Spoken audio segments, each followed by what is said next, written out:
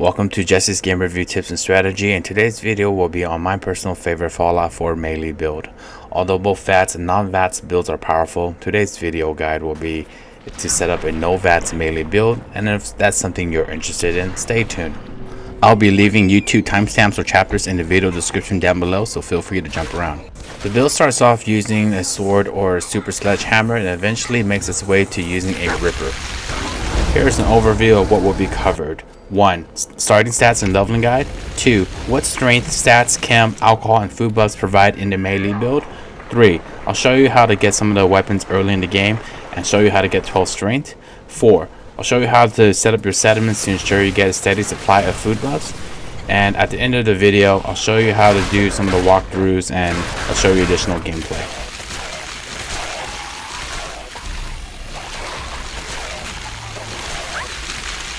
For my starting stats, I chose 10 strength, 7 in intelligence, and 7 points into charisma.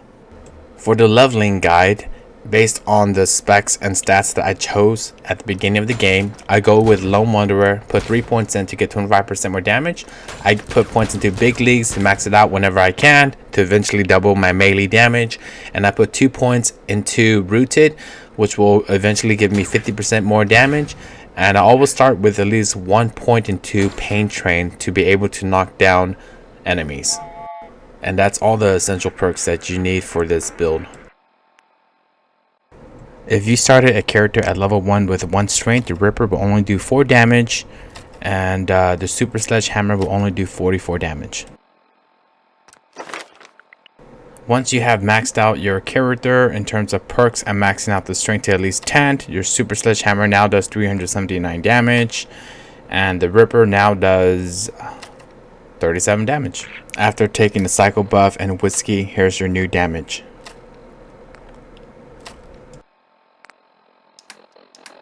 And last but not least, this is how much damage you'll do if you take the Yao Guai roast, which says gives you plus 10 melee damage, but it actually increases your damage by 500%.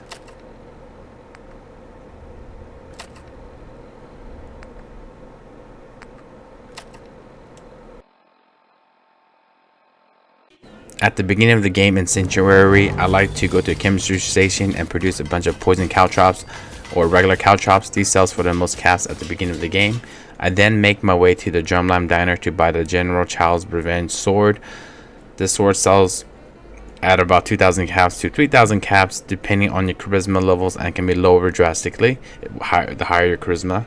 I then make my way to Diamond City. Outside of Diamond City is where you will meet Cricket. Cricket has a chance to sell the Super Sledgehammer if you want to gamble and try to get it. Cricket will relocate, so get to her as soon as you can before nighttime. After getting either of the weapons, I make my way all the way back to Concord and start my main quest. I go to Museum of Freedom, talk to Preston and his crew, help them out, get my power armor, work my way all the way back to Sanctuary, accepted the quest from Preston to do just restart the Minutemen and help the people in Tim Pines Bluff. I then, from Tim Pines Bluff, make my way all the way up from this location here, up all the way to where there's a cross section here.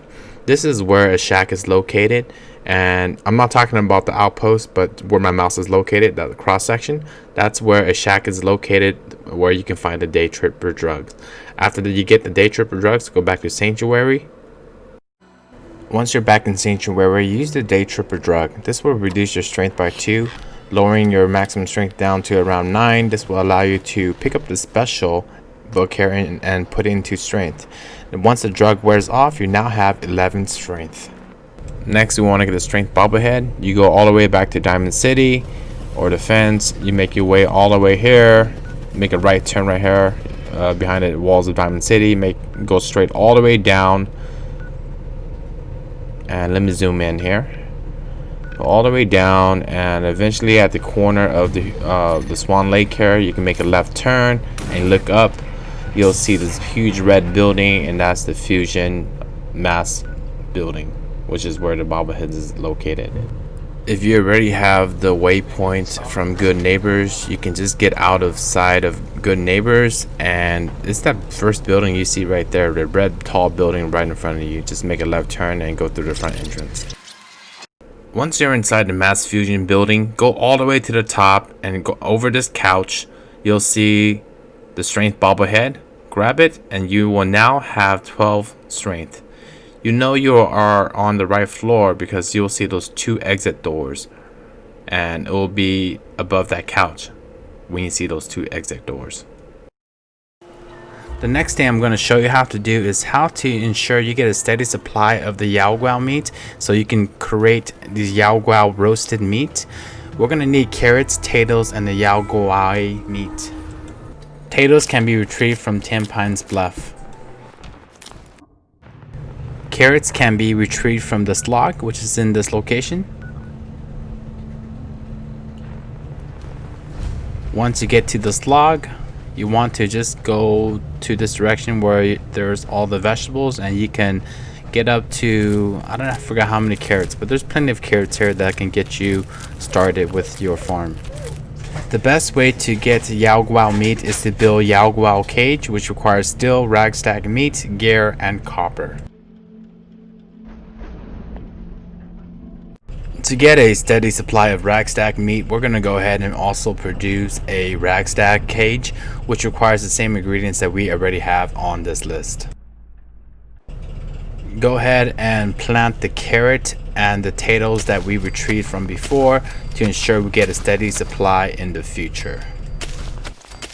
You can buy the steel, copper, and gear from any junk dealer, including the Diner, Diamond City, and junk dealers from Good Neighbors as well. You can start building a bunch of cages, and they fill up pretty much once a week, guaranteed, or up to once a week it'll fill up. You can just turn the power off and then they all come out, and happy hunting. Don't forget to repair these cages after you capture the Ragstag. It only costs 1 carrot, 1 steel, 1 copper, and 1 gear to repair them. Now that we have the Ragstag meat, we can build the Yao Guai cages.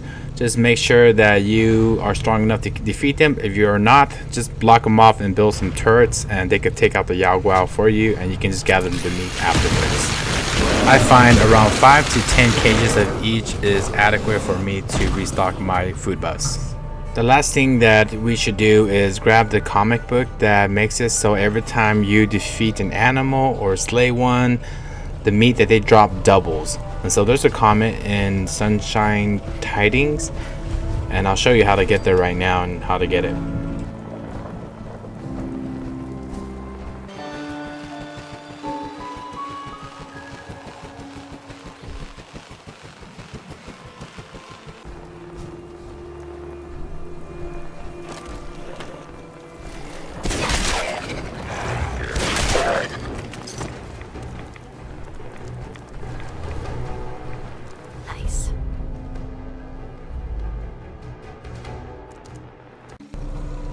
4.5 to get the Ripper weapon wasn't in my introduction to the video, but I thought it would be a great idea just to show you how to get the Ripper weapon from West Everett Estates. And once you get to this location, you want to just keep going forward. There's a bunch of super mutants here, so just make sure you destroy them. And you go up to this water tower here. You go all the way to the backside here, and there's like a shed outside here. And right here, the Ripper is actually right here. I grabbed it already, but it's by this toolbox right here. I always check the suitcase above this car because it always gives me some type of suit or dress. It gives me +2 charisma, which is amazing because it helps you buy and sell stuff early game. To avoid the bugs where some of the quest doesn't work with Preston and his crew, I always talk to Cogsworth and complete this early game quest. So while Cogsworth is going around destroying the insect in Sanctuary, I will go ahead and start collecting and scrapping to collect as much steel as possible so that I can produce some Caltrops and some poison Caltrops from the chemistry station. Don't forget to go back to talk to Cogsworth to complete the quest.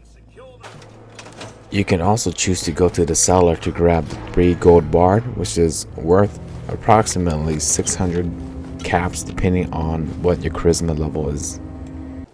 The next thing that we do is we want to go into the chemistry station so we can start producing traps, because some of these traps only uses steel and produces some of the highest value items you can sell at early game. We want to only produce enough caltrops to get to level 2. Once you reach level 2, go ahead and learn the skill chemist. Chemist unlocks the ability to produce poison caltrops, which sells for more caps at the vendors. Next, we will leave Sanctuary and start heading towards the diner. You can make a stop at the diner to buy the general sword, or if you want a stronger weapon, which is a gamble and random, you can make your way all the way down here across the USS Riptide, make a safe spot right here, and then we're going to make our way to Diamond City to talk to Cricket. You can choose to scrap more steel at the Red Rocket and produce more poison caltrops if you want more caps. Just make sure you're aware of the time and that you get to Diamond City before nighttime. We want to talk to Cricket to buy some of her items, and once nightfall starts, she starts moving away from Diamond City and it'll be too difficult to locate her. Next stop is the diner. What we want to do here is make sure you're wearing your dress or your suit that gives you +2 charisma. Also, if you have any wine or beer that gives you +1 to charisma, go ahead and drink that now so we can try and talk to these guys to give us money and to scare them away. Also, make sure you do save the game, since we started off with only 7 charisma. Drinking alcohol and wearing your clothes only give you 10 charisma and is not 100% guaranteed that you will pass the speech check. You know what that junk has done to my boy? Easy there, Scary. No. You stop waving that gun in my face, or it's gonna involve me. Okay, just take it easy. Passing all the speech check at this point is amazing because there won't be any raiders here that will attack you in the future. No. Also, Now get the hell out of here. you will get a bonus EXP and gain a couple levels and get some free caps, and that's a win-win. Now here's the first amazing weapon you can buy. If you talk to Trudy, she has the general sword, which is one of the strongest swords you can get early game, and if you have lower charisma, this sword can go up to a couple $1,000 or 1,000 caps, and it will be too unaffordable. But with the amount of caltrops and poison caltrops that we have, buying any of these early game items should be no problem. If you are satisfied with the general sword and you don't want to just wait and gamble to try to get the super sledgehammer, you can just skip ahead in the video. But if you want the stronger weapon, the super sledgehammer, just continue watching. We're gonna make our way to Diamond City and I'll show you how to get it. After you cross the bridge and you almost get towards Diamond City, you want to save the game. You want to save it pretty far because for some reason, if Cricket doesn't sell the super sledgehammer, you can just reload the save game and go back and talk to Cricket, and her inventory will be different.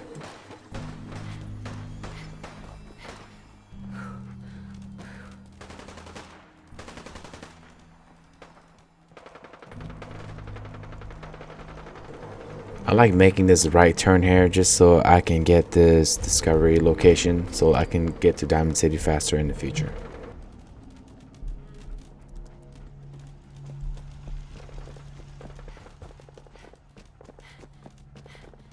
And here she is. Cricket is right in front of Diamond City. Every time, all the time. Don't forget to wear your dress or suit to give you the +2 charisma. And don't forget to drink the alcohol to give you bonus charisma so you can get the best discount prices as possible. Let's see what you have. And there they are.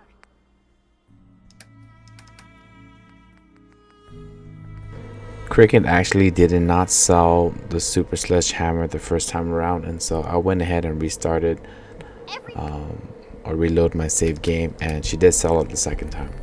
You can also choose to buy one of my favorite automatic weapons, the spray and pray, but I just ended up buying some fusion cores just so I wouldn't have any issues with them once I get my power armor and not have to worry about going to different locations to grab them. Cricket does sell some pretty good armor sometimes, but I get too tired of loading the game.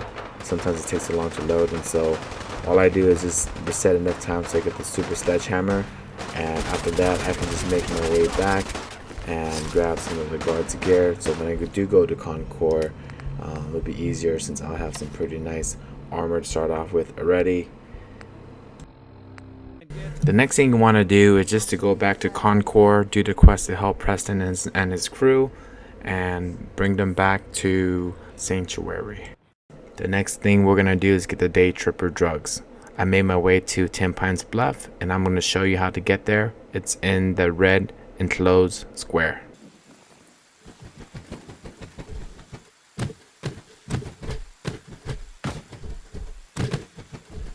The drug is inside the shack next to the bathtub.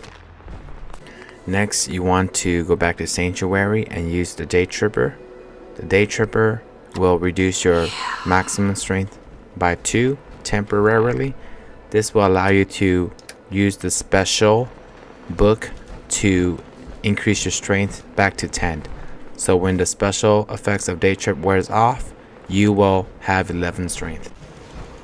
The next thing we want to do is get the strength bobblehead, which is inside the mass fusion building. As you can see on the screen, this is where I grabbed the security guard armor earlier before, but we're gonna go ahead and make that right and just go straight down all the way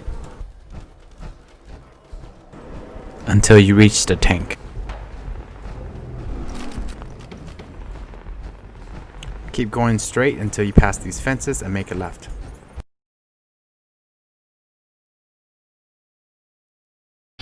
After you have made the left turn, if you look up, you'll see the mass fusion building is the building in red.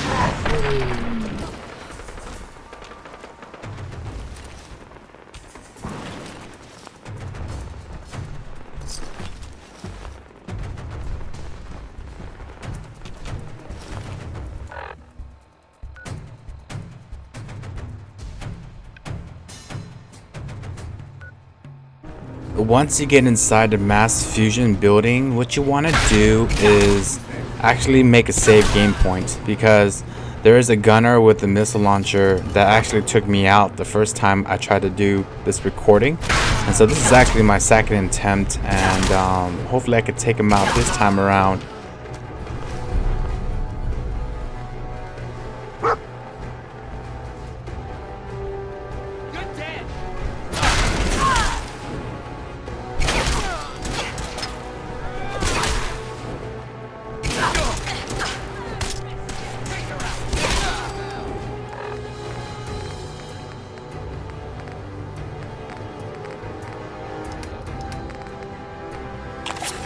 Yeah, a good idea to use a little med-X, and perhaps even using a jet when you're attempting to run and run towards the guy with the missile launcher. I just skip around these gunners and went for this guy here. I slammed into him and just took him out with my sledgehammer. And boom! After you take out the missile guy, there shouldn't be any other issues with the other gunners.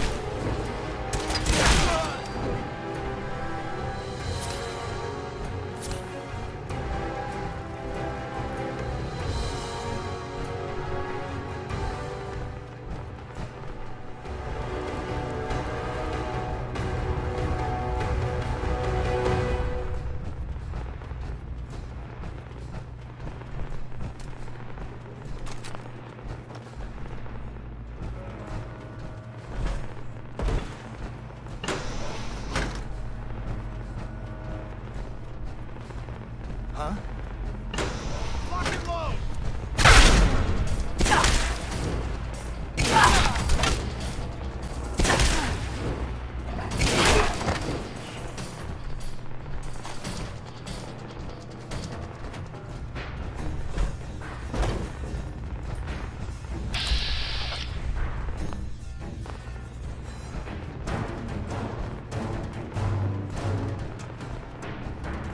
What the?